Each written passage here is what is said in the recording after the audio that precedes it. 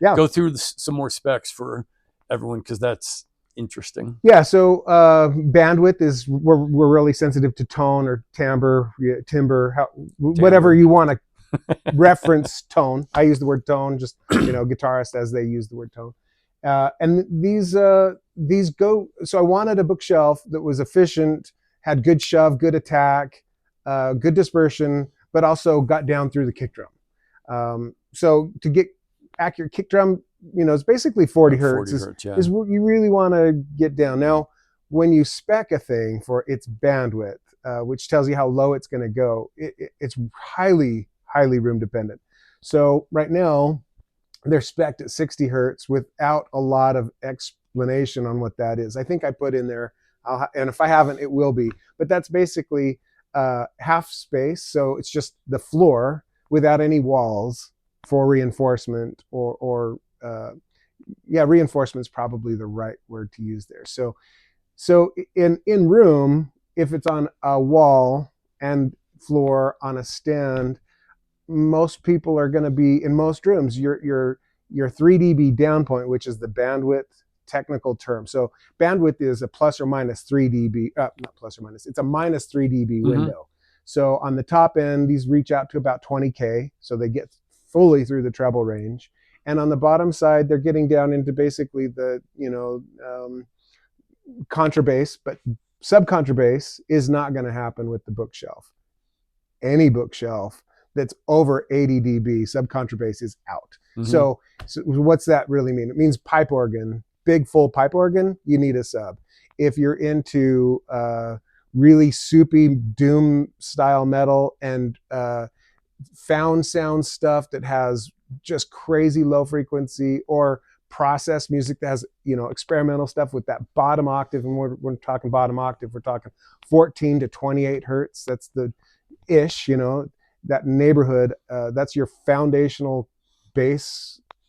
They're out, but they're coming in at 30. So there's content at 30 that's fairly significant, and by 40 hertz in most rooms, it's solid. And really, in room, people can expect a kick drum. So 40 hertz and up, they can expect pretty satisfying results. And I texted you over the weekend because you were kind enough, when I picked up the speakers for the weekend, to let me know that you would, if I had any questions.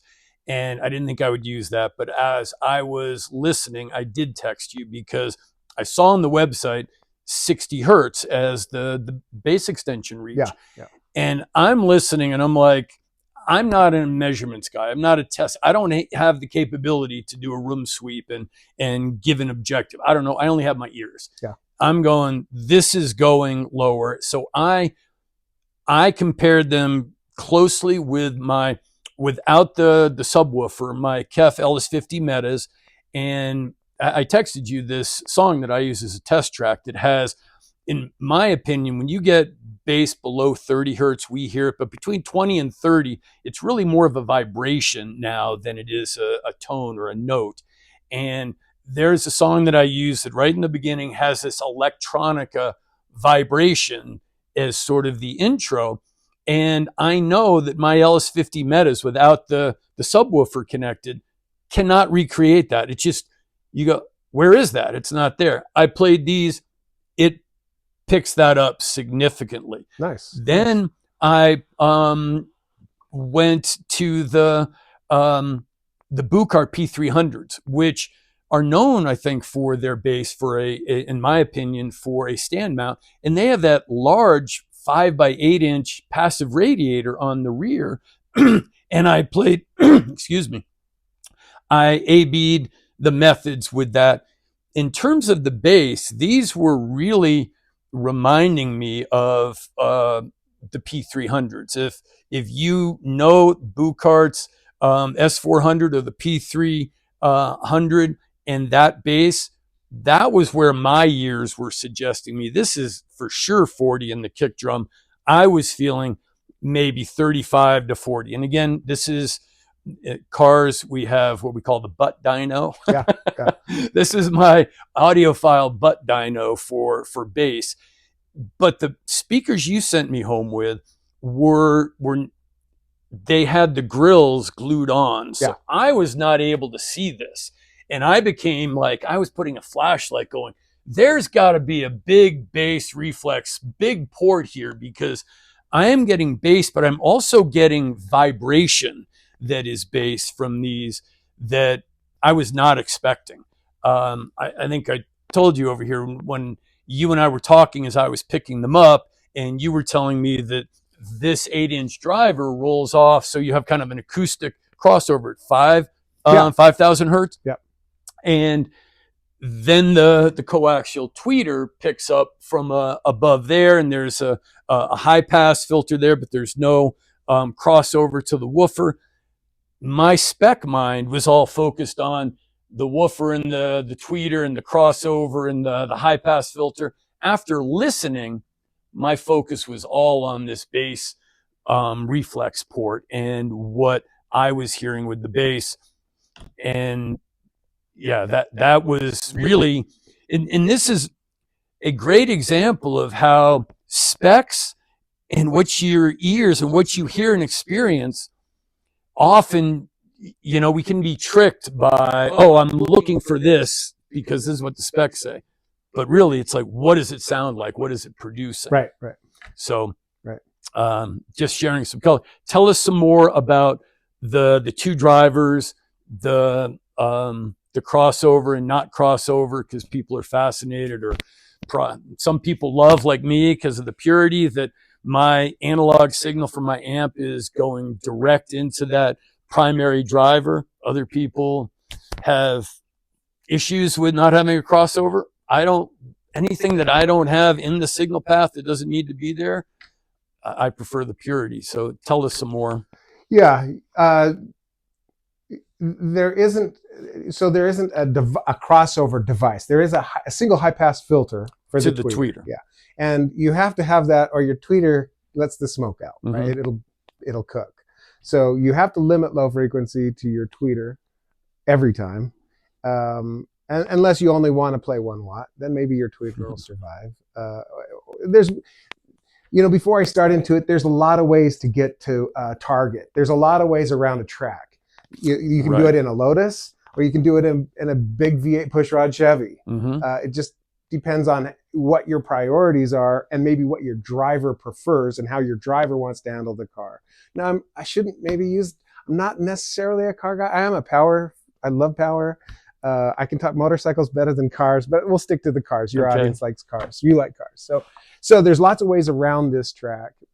It's not that I don't like speaker level crossovers, but there's easier ways for me to get the sound I want without a speaker level crossover.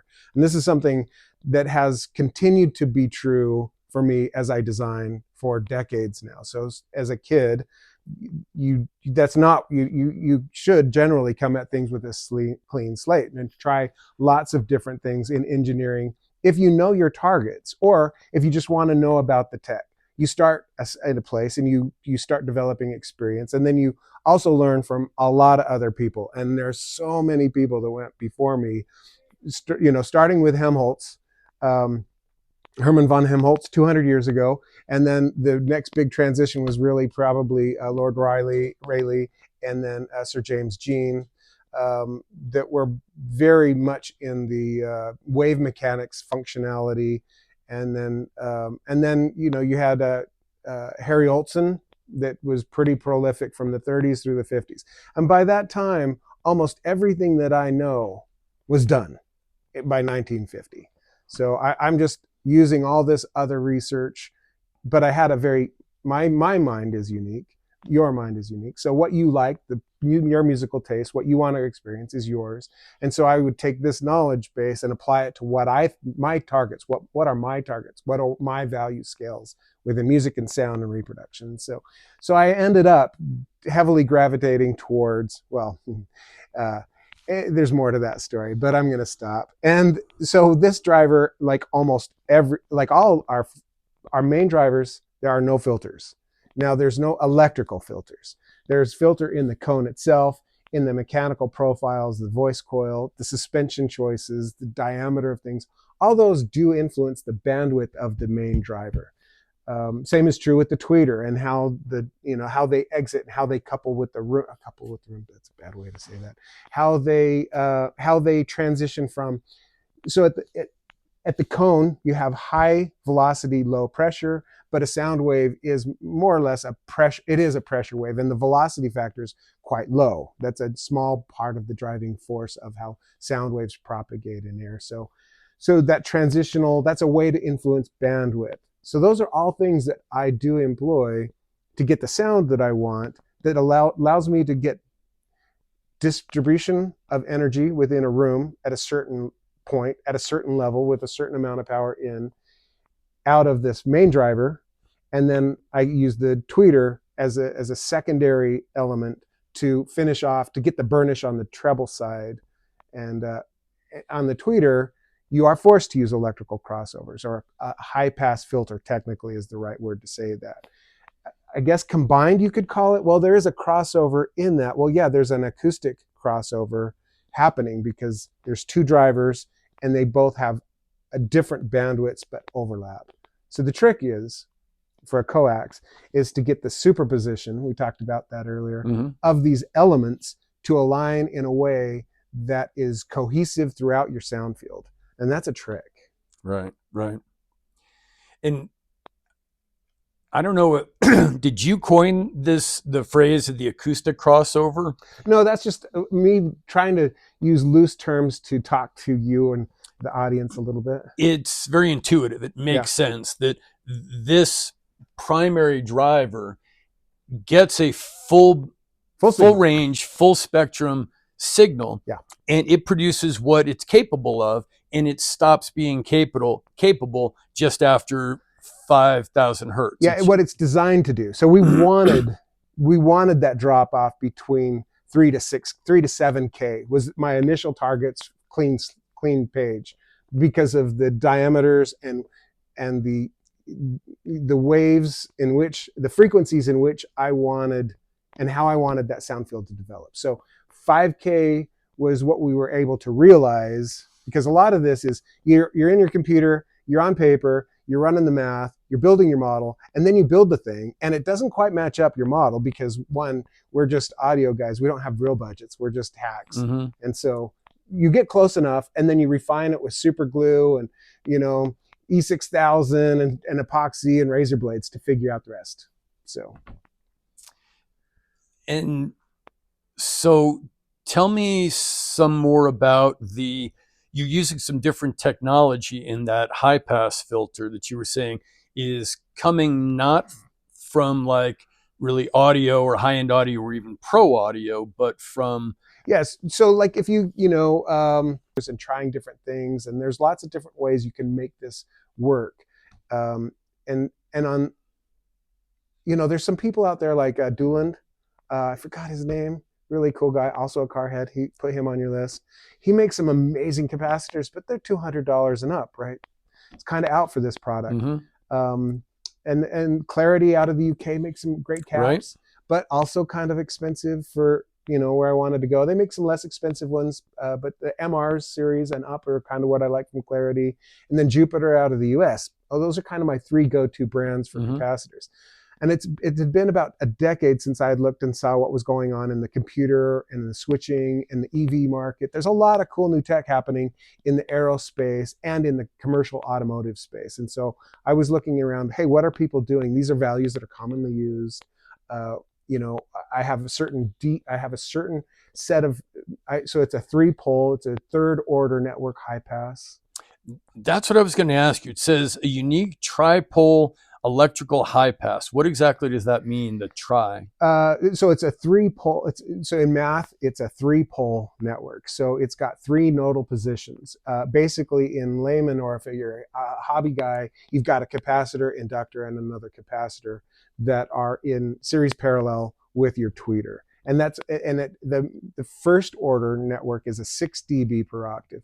Your second order, which is a 2-pole network, is a 12 dB per octave. And then a 3-pole or tri-pole is a third order network, and that's at 18 dB. And every time you put a capacitor or inductor or some other device, you're also causing phase shifts. And those phase shifts, the math on those phase shifts are overly simplified. So some capacitors have certain phase shift profiles. Others, they're all a little different. Same with inductors. And then also in the inductor, you have another component. So if you're doing most people would call these second order or third order. So if you have a capacitor in series and an inductor in parallel with your tweeter to do a two-pole or a second order network, the DCR that goes from pole to pole on the tweeter, that's what the tweeter is going to see, and that's going to be modeled in your math. That DCR will change from capacitor to capacitor. Plus, there might be phase deviation within your inductor that you use, or so looking through that, and in the switching world, there's some really cool inductors that were not available to me 10 years ago that I didn't know about. So Murata, I looked at their product catalog and found some stuff that modeled really well in my model, and so I got some of that stuff coming. And I was able to save quite a bit of cost, increase quality, increase production speed, and increase fidelity over what was available to me for even much greater cost in the audio world. I'm not throwing anybody under the bus, because again, Clarity Cap, Jupiter Cap, Dueland, amazing stuff. And there's other amazing stuff out there too. But we were able, because the interplay between the full range driver and the tweeter is complex in this speaker, and so I wasn't able to fully model. I was only able to model closely, and then I had to get the superposition the way I wanted, the interplay, the final waveform that I wanted, which is critical in a coax, and that'll make or break your coax performance, is the interplay. I wanted a nice uniform dispersion profile. Yes, throughout the polar response. I didn't want a bunch of deviations. I didn't want a big null here and a big peak over here. I wanted it to be consistent all the way, as much as I could, without overdoing the network. Because if you sometimes over engineering results in shitty sound, not great sound.